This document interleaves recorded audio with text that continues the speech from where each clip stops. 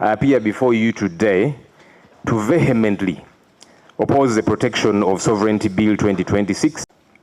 Honorable Chairpersons and members of the Joint Committee, I appear before you today to vehemently oppose the Protection of Sovereignty Bill 2026 in its entirety.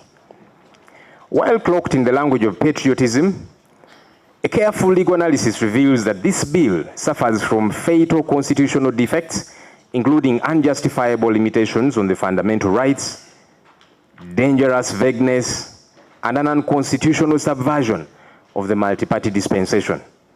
In our current political climate, where the state keeps persecuting people and state persecution has forced opposition leaders and critics out of the country, this bill ceases to be a theoretical threat.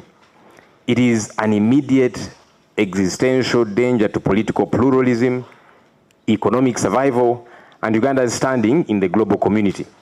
To appreciate the gravity of this bill, I invite the committee to examine the chilling day-to-day realities that this law will create across all sectors of Uganda if passed.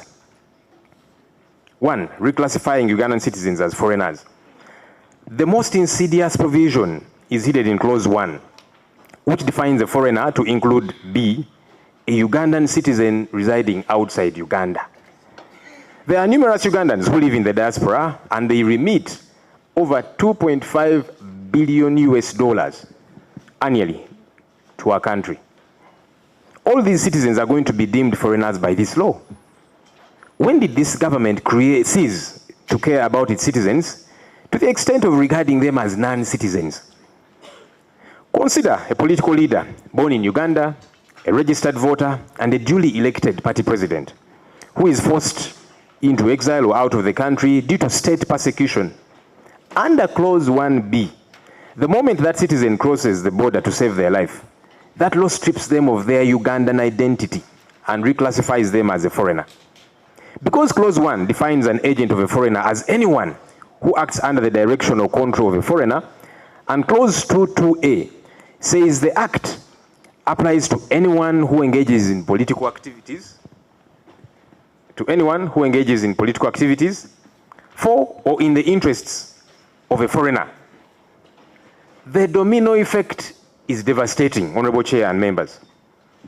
Imagine a party official in Kampala receives a WhatsApp voice note from this party president who is out of the country, instructing them to coordinate some party activities.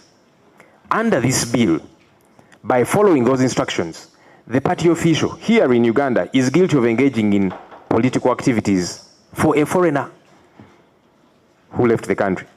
Under Clause 14, they face 10 years in prison. Under Clause 5.4, they face 20 years in prison. A local party administrator or aide simply doing their job by taking instructions from their leader becomes a felon.